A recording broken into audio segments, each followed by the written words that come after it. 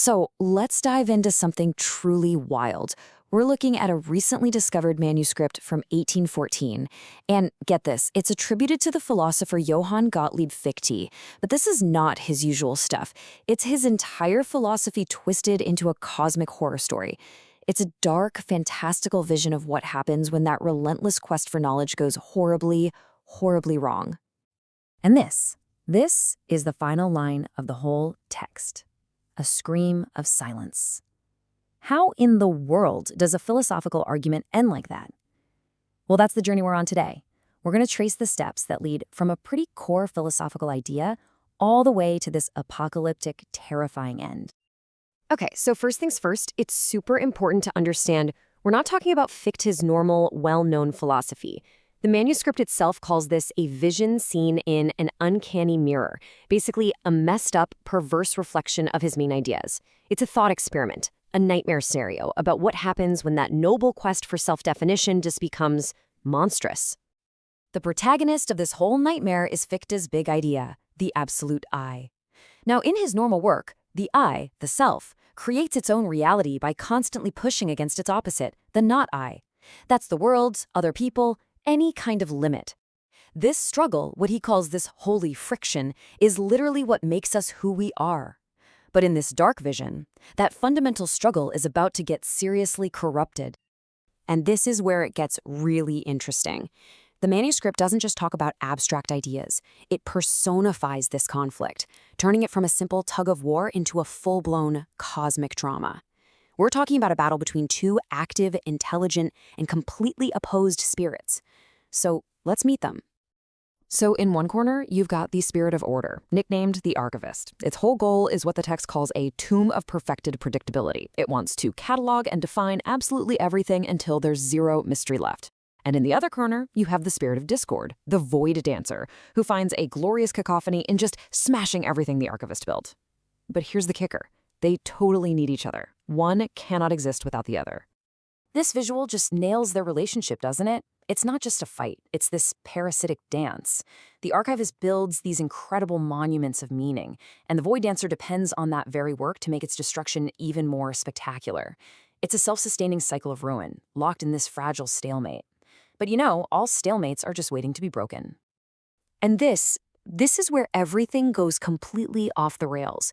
We've reached the story's climax, what the manuscript calls the Fichtean curve. This is the moment the stalemate doesn't just break, it results in a horrifying fusion. And let me be clear, this is not the kind of enlightened synthesis that philosophers are usually looking for. No, this is the synthesis of chaos. So, how does this meltdown happen? Well, we start with that stalemate. But at the peak of this Fichtean curve, some kind of twisted ritual of forbidden logic takes place. The I stops pushing against its limit, the not I. Instead, it devours it. The two spirits merge into one, and this single, unstable, monstrous thing emerges. They call it the monolith. So what is this new creature? It's an absolute horror of the will. The text says it has the cold, systematic precision of the archivist, but it's running on the empty, nihilistic hunger of the void dancer. Think about that for a second. It's the ultimate contradiction, a perfectly orderly engine designed for pure, absolute chaos. A devourer of wisdom, whose very existence means the end of all thinking. Now, just when you think you've got a handle on this thing's goal, total destruction, the manuscript hits us with a shocking twist. The creature's ambition gets subverted from the inside, and its purpose twists into something way more insidious. The text calls it the strategic pivot to amnesia. You have to remember the original ambition of the absolute I, our old friend the archivist, was simple, if a little arrogant. It wanted to know everything, to possess the all, to be the single, smartest, most aware being in existence. That was its whole reason for being. But now the spirit of discord is in the driver's seat, and it has this dark epiphany. It realizes that the ultimate power isn't knowing everything yourself. No.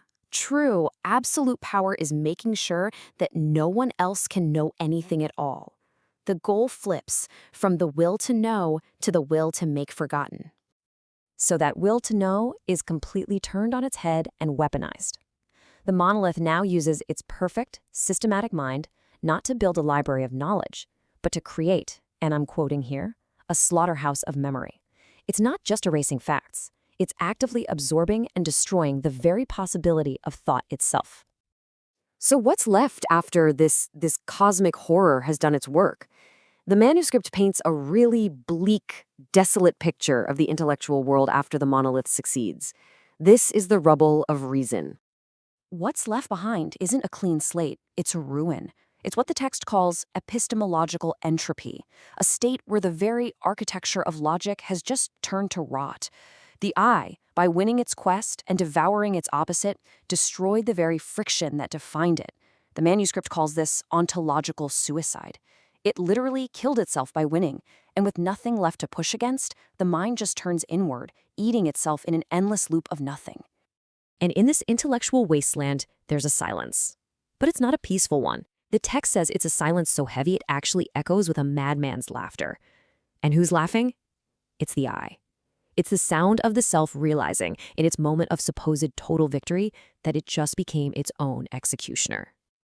And that brings us to the whole point of the manuscript. This entire dark fable, this nightmare vision from the uncanny mirror.